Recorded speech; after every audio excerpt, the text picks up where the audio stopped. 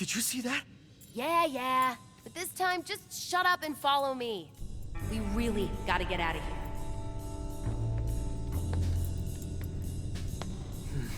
No complaining this time. All right. Are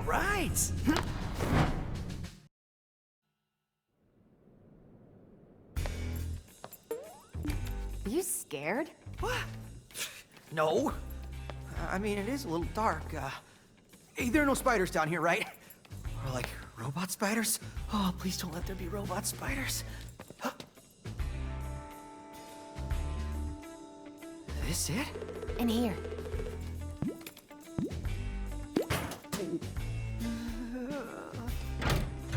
Hello? Catbot?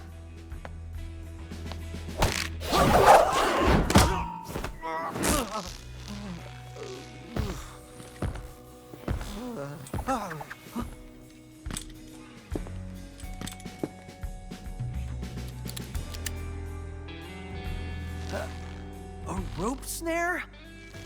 What are you? Cartoon character?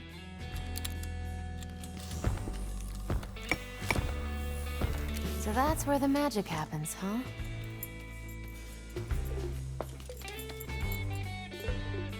My name is Peppermint. Wait, that voice! You're the cat! 808 is my eyes and ears out there. But it looks like she's taken a liking to you. Wait, okay, she's yours! She's yours! Get up, slacker. We've got work to do. So, 808 said you were gonna help me get out of here. I am. Right after you help me look into Spectra. I don't even know what that is. Don't expect you to. This is whistleblower level. So... bad? Yes. And I'm working with a team to expose them. We're small, but... Small meaning just you and your cats? I'm bigger than this. Says Rockstar here. Do you even actually play guitar? Well... Figures. I'll talk. Look, this campus is a maze of hallways, lifts, and dead ends, filled with security. You'll need my help to get out of here. Nah, so far I've done pretty... Horrible if it wasn't for me? Look, if you help me, I'll make sure you get off Vandalay Island. Fine. Whatever, I guess. Perfect. Okay, now that we've gotten past all of that, greetings and salutations, and this is Techronaut here, back with more Hi-Fi Rush, and we are continuing onto the second level. Let's get ready. You might notice some excitement in my voice, but that's because I really love this game. My hyper-fixation moment for this game is kind of past, so like I'm not like super excited, but I am really happy to do this Let's Play. This whole volume we're on games so far has been me being really happy with what games I've chosen. Unless they go on really long like the dot hack games do, but you know what, even those, I still kind of enjoy doing those Let's Plays, you know, like, obviously I have more fun doing a Hat in Time, Hi-Fi Rush, and I'm going to have a lot of fun doing RE7, because I have a lot of things to joke about with that game. To put it simply, RE7 has a bunch of issues in retrospect, but they're not like the kind of issues that ruin the game. It's the kind that just make it a little funny. You're gonna see what I mean when we get there. There's like, for instance, Ethan's block can block anything and reduce the damage taken by 75%, which is OP as fuck. So I may be cracking jokes about that. Also, you can kill a molded with a bloody knife real easily. It takes a minute, but it's easy. So there's that too. There's going to be a couple like good moments in the Let's Play I'm going to have to joke about. So we'll get there when we get there. For now, I'm going to go through some tutorial stuff, which honestly I might just skip. Yeah, I'm just going to cut this out because I don't think this is really important for people watching the Let's Play. This is stuff you could kind of watch yourself. Like, get the game yourself, obviously, and experience all this. So we're going to do a little jump cut to the start of level 2. So, yeah. Mission report. So this Spectra program is, like I said, top secret. And only the top brass of the company have info on it. Why are you so worried? Spectra could be anything. Let's just say someone on the inside gave me a hot tip. Sure, whatever. Anyway, we're gonna go back up to the production facility. Using my skills and your powers, we break into the production head's office. That's Rekka. And with our luck, she's busy cleaning up your mess at QA and won't be there. We access her computer, steal the files on Spectra, and get out. Cool. I wasn't listening, but sounds quick and easy. Great. While you're away, I can sync up with your tech through 808. Might figure out some new tricks for you. What? You aren't coming? On a mission this dangerous? I'm not that stupid. I'll leave that to you. All right. Wait, are you implying...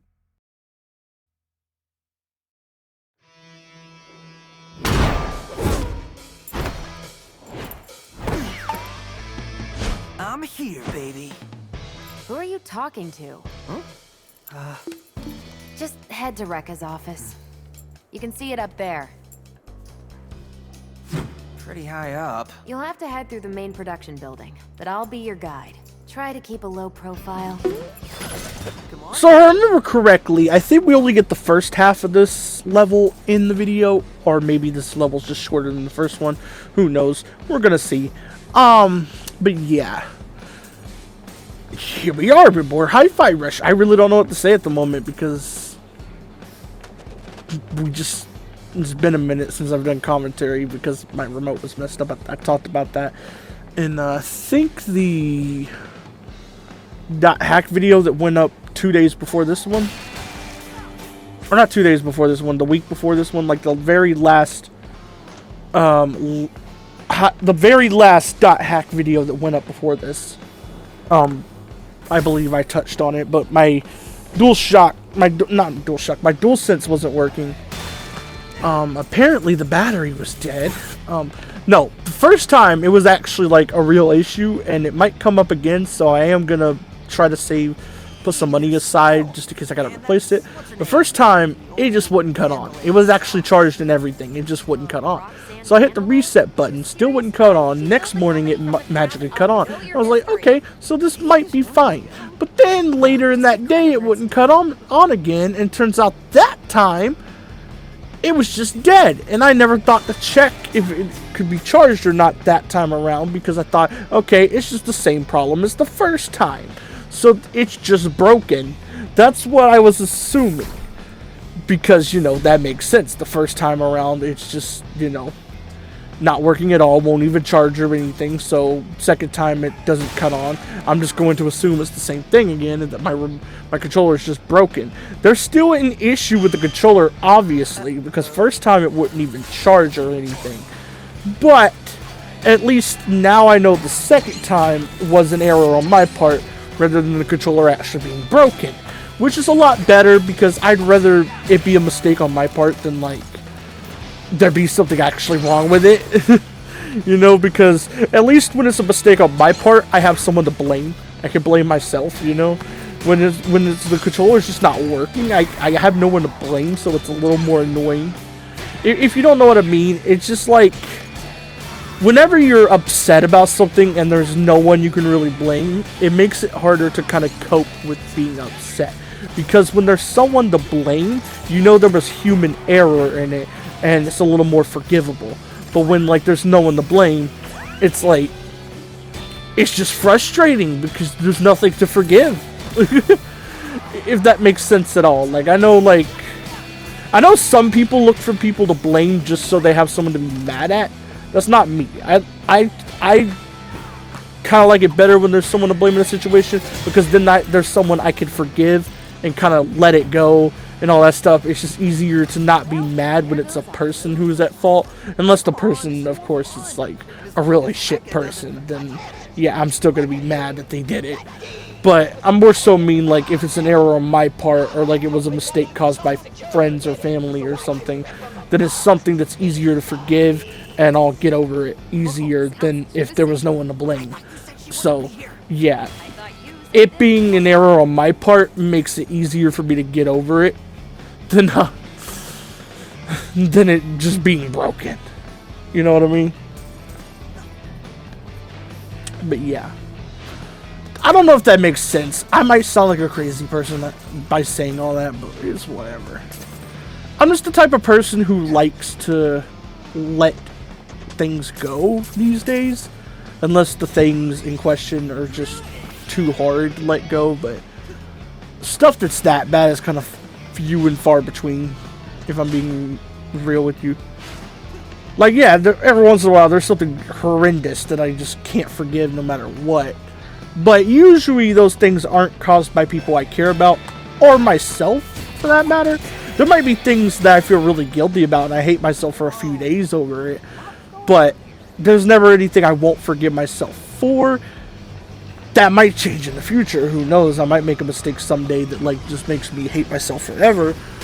But so far, any mistake I've made, I kind of forgiven myself for. Any mistake friends or family have made, I either 100% forgive them, or I just kind of joke about it every once in a while and still forgive them. Yeah, if I joke about like something that originally annoyed me, chances are I already forgave you. Like, that's really what that means.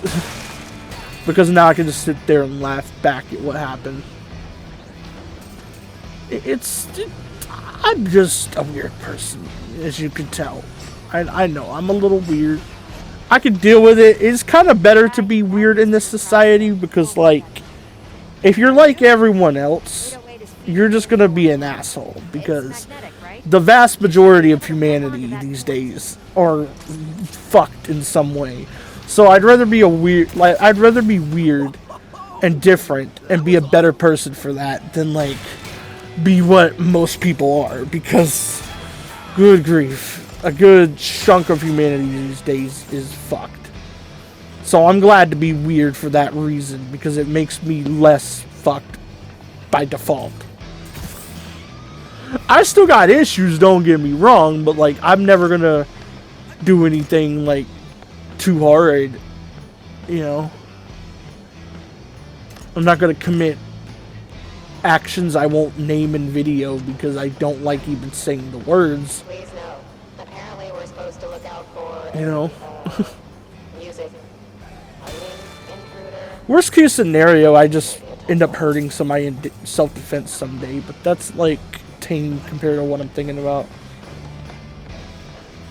Like, what I'm thinking about is, like, examples of stuff I'll never do. Like, you couldn't, like, you could break me to the point where I'm literally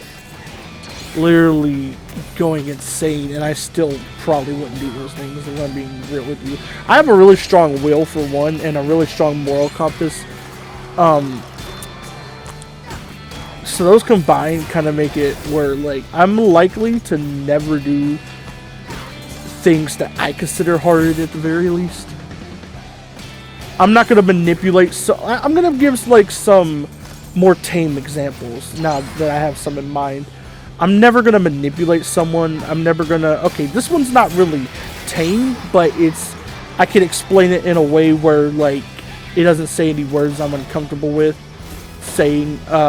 I'm never going to say racial things because, you know, that's just, to me, that's common sense.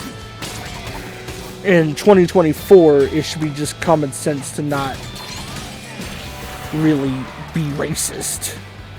But, you know, there are still people out there, you know.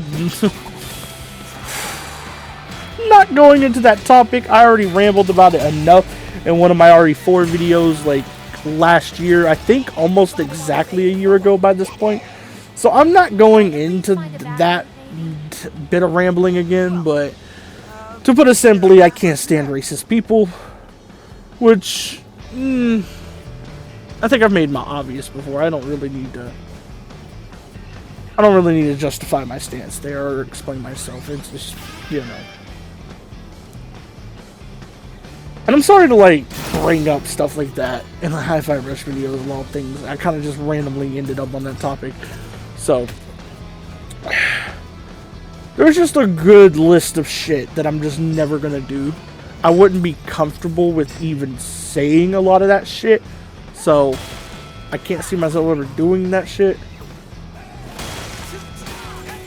It's also just that a lot of that stuff, I would rather die than do, you know, like, because I would not be able to live with myself if I did any of those things. The 2 things I named, and then, like, a bunch of hard shit that's so hard I won't even, like, mention it. So, yeah. There's just a lot of shit people in the world these days is what I'm getting at. And I'm kind of proud to say that I'm, like, a better person than most of them.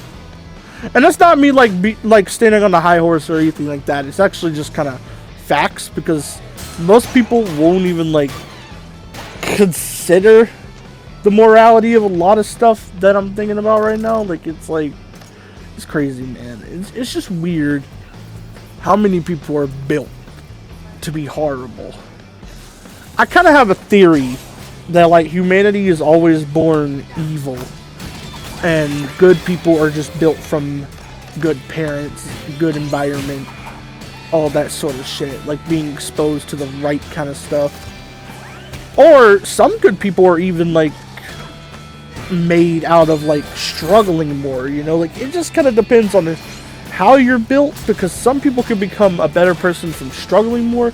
Some people can become a better person by having better parents and, like, you know, a safer environment. It just depends on how you're built.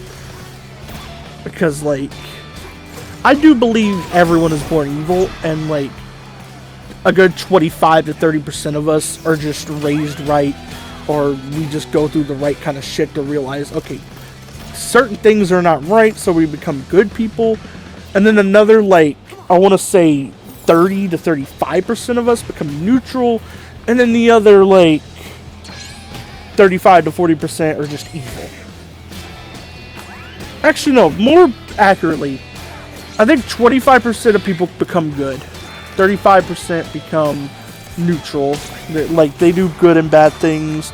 Well, everyone does good and bad things, but I more so mean, like, they're capable of doing really good things and really bad things at the same time.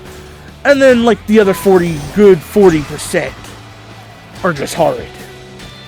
That's the way I see it. I know that's a really negative view, but in all honesty, neutral people are kind of chill for the most part, unless they, like, do some really bad actions, which at that point they're not neutral anymore. They're, you know, horrible people. I just hate humanity. That's basically what I'm getting at.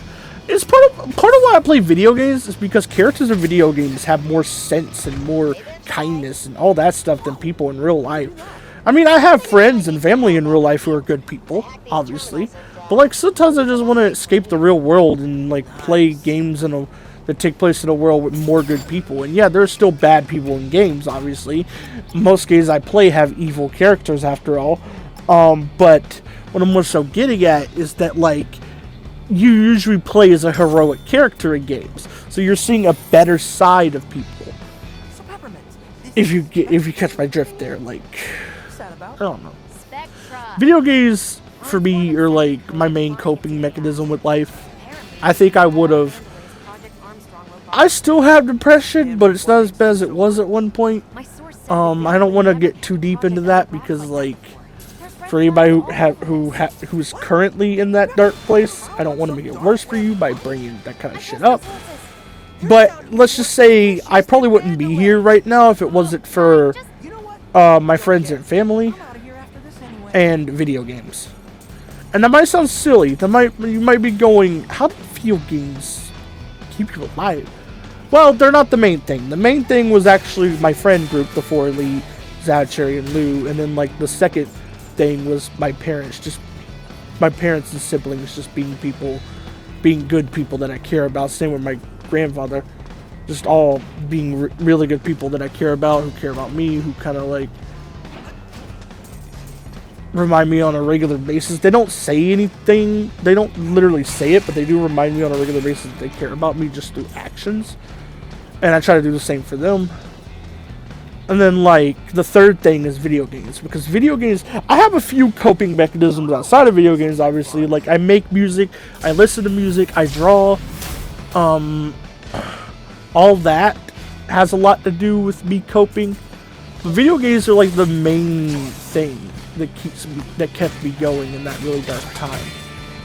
They really were, because like if I didn't have video games during that time,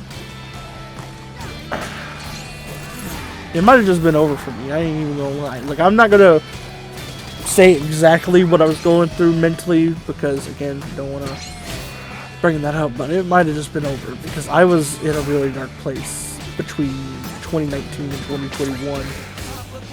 I felt a lot better after getting out of 2021, but like between that time, I was in a really dark place and never want to go back. Never want to go back. So yeah, that's why like I play video games so much in my free time, because like they literally saved me. They're like the one non-human being that saved me.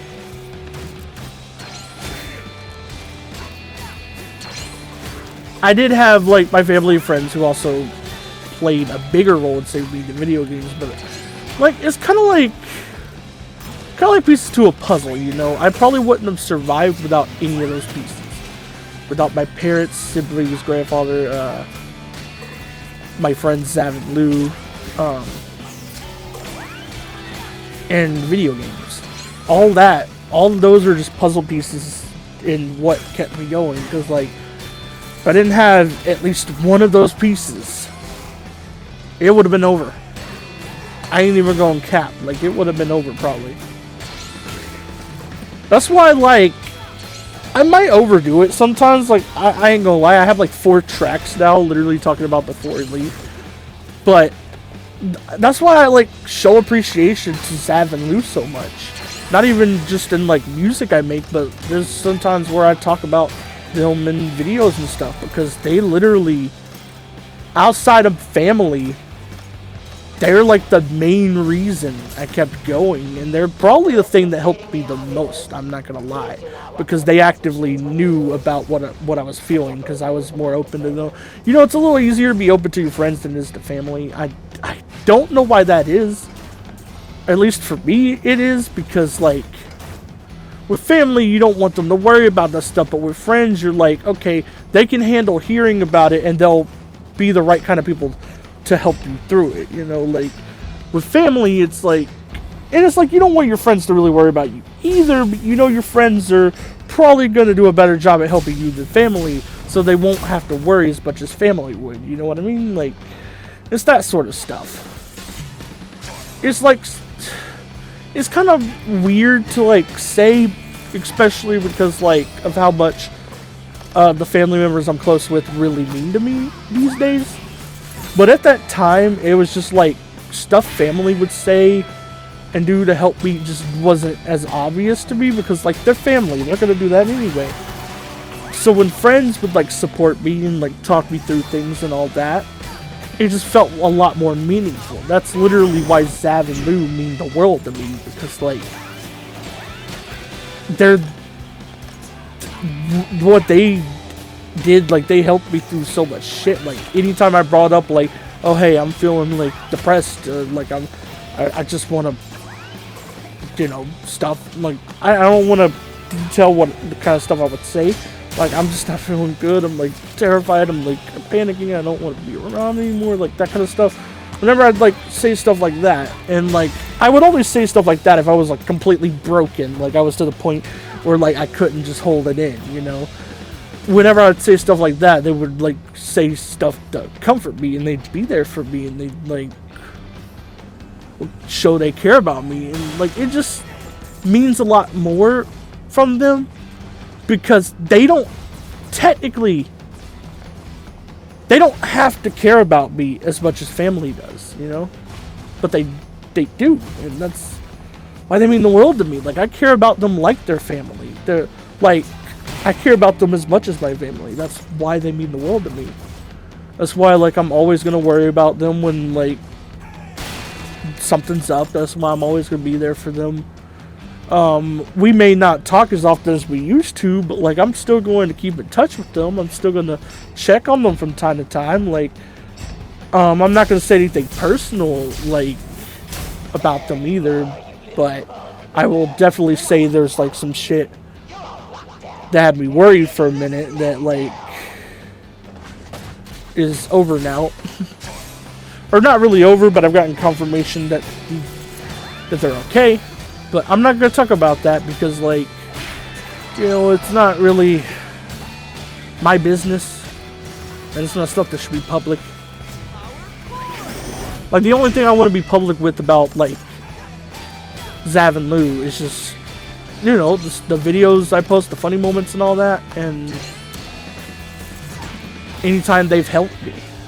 That's really all I'm going to be really public about, and how much I care about them and all that.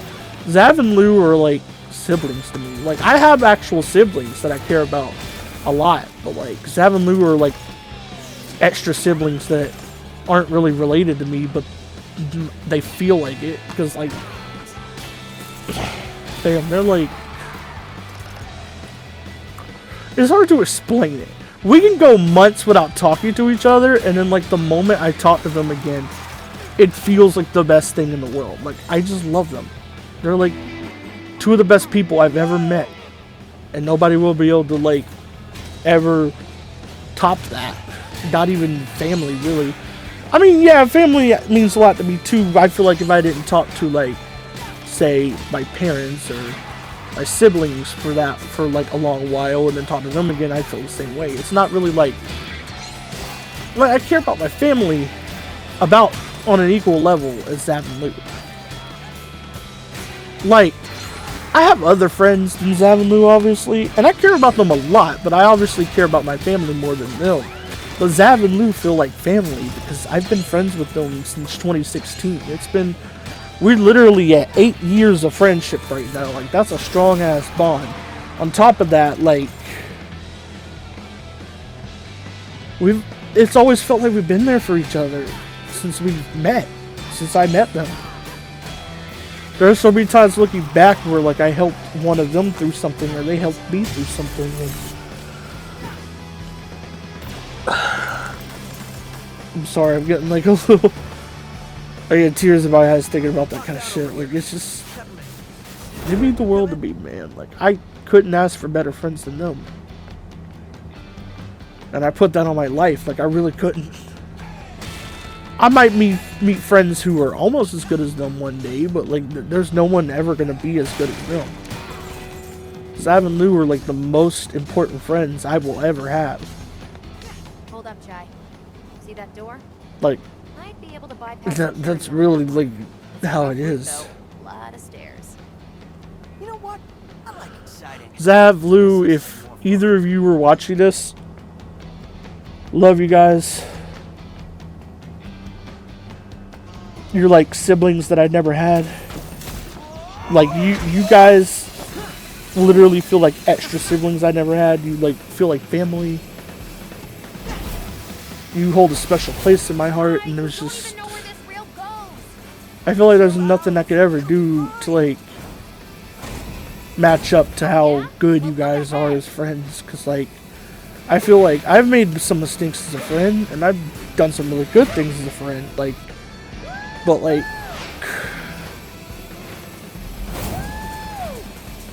sometimes, like, I feel like I don't really deserve you guys, but I'm really happy that I have you in my life, and it's... I don't know what I did to get so lucky to have, like, two of the best friends I could ever ask for. I'm sorry for anybody watching this video who aren't, like, part of the 4 Elite. I'm sorry for getting emotional right now.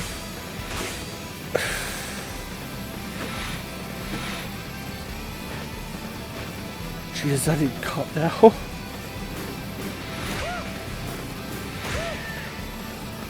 Like, I don't cry happy tears a lot. I really don't, but that's kind of what's happening right now. That's why, like, you're hearing me, like, get emotional in my voice. I'm crying, like, happy tears, and it's a weird thing because that don't happen a lot. Like, I'm never that happy, but when I think about, like, how much I've been through with Zav and Lou, how much they mean to me, how much we've done for each other,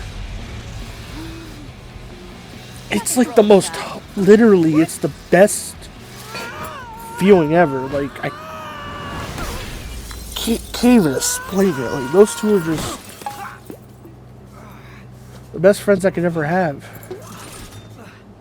Well, somewhere. It's almost like they're siblings that I just didn't grow up with, that I was separated from, and then we met later in life. Like, that's almost what it feels like. We got that strong bond, like... Zav, Lou, remember that I love you guys, and I hope you guys are doing okay, and... whatever you get up to in the future, You ready for this, Chai? just know if you need anybody to talk to, I'm here for you guys. I'm gonna keep it real. I gotta move on from this topic so I can, like, be better at commentating this video, but Kinda complicated, not your lingo, but you guys are amazing. awaits hidden features. And thank you for being Could amazing. have been here this whole time. Didn't think you needed me, Mr. Okay. Confident. Doesn't look like you can make this work. See that switch? Let me guess. Yep, call me in. I can activate those for you. Ugh, you sound like a video game tutorial. Dude, it's just like... part of why I'm so emotional, too, is because, like... I'm at a point in my life where I really realize who actually cares about me and stuff.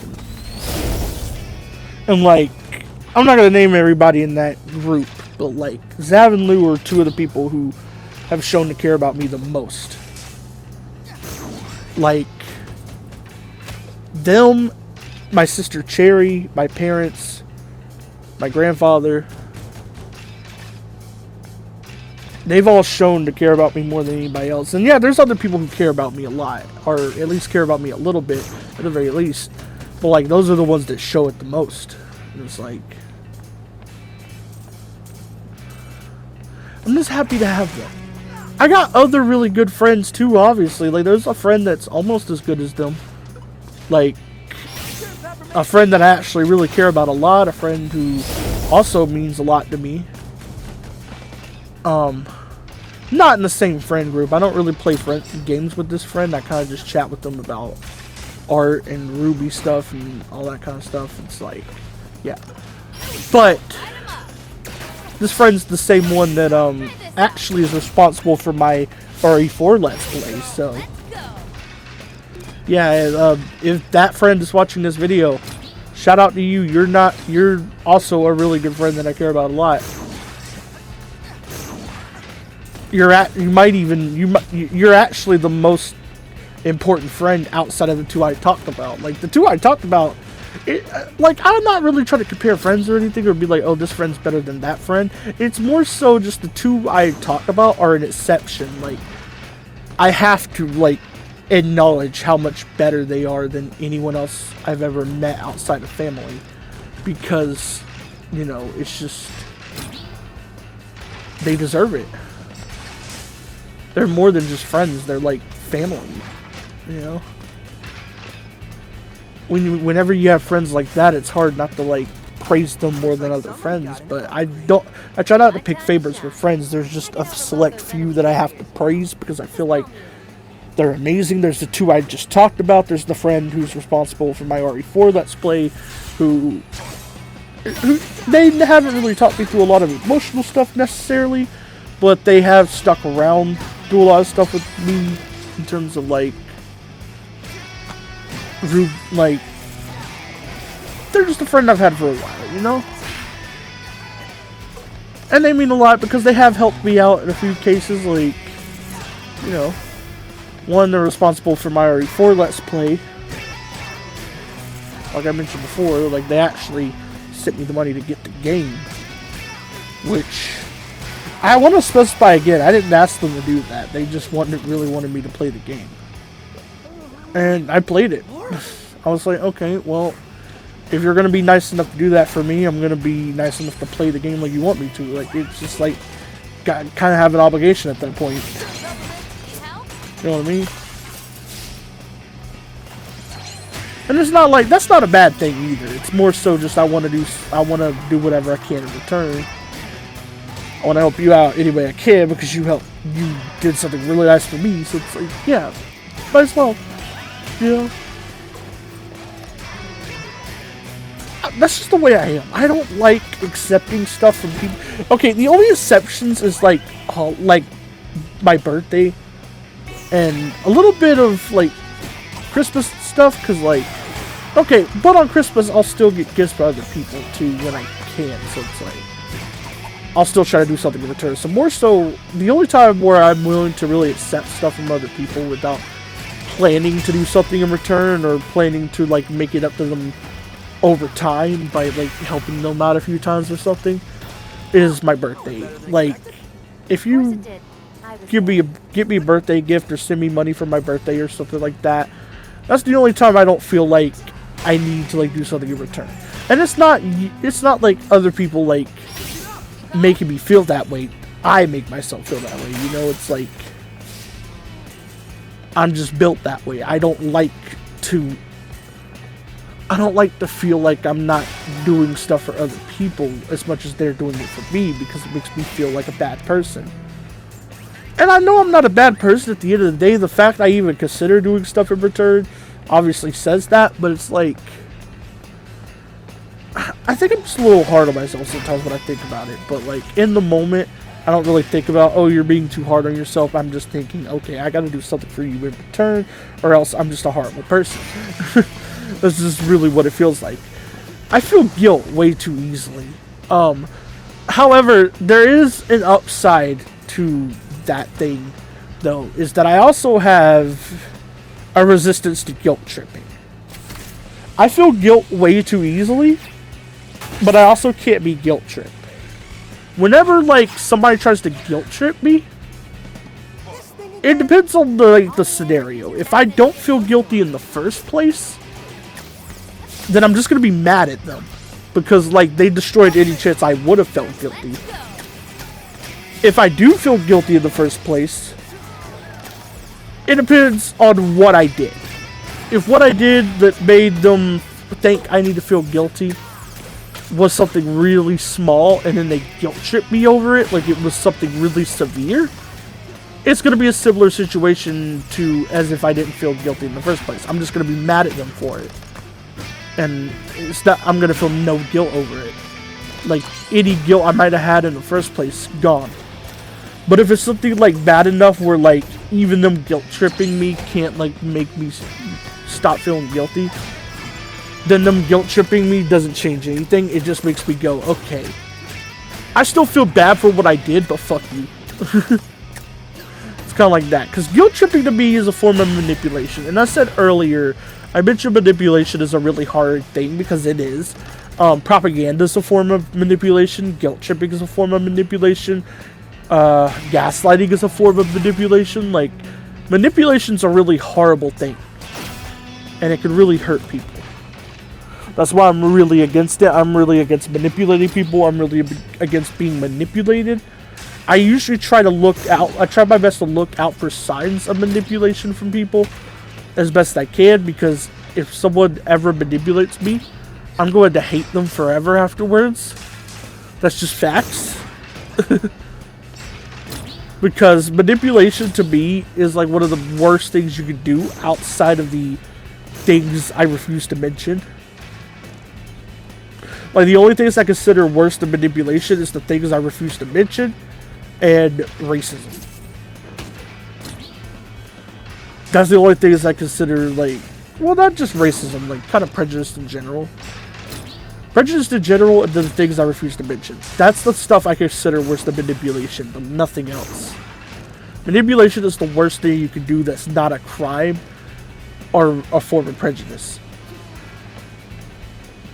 In my opinion. It is. I'm strongly against it. I hate manipulative people. Okay, in fiction it's different. Like, in fiction, manipulative people can actually be really entertaining. They can be good villains and stuff. But in reality, manipulative people are a pain in the fucking ass. They're a fucking piece of shit. Okay, I'm just gonna stop there because I don't want to go on about this. I'm gonna be ending off this video here. Sorry about all the negative shit we talked about here. Bye.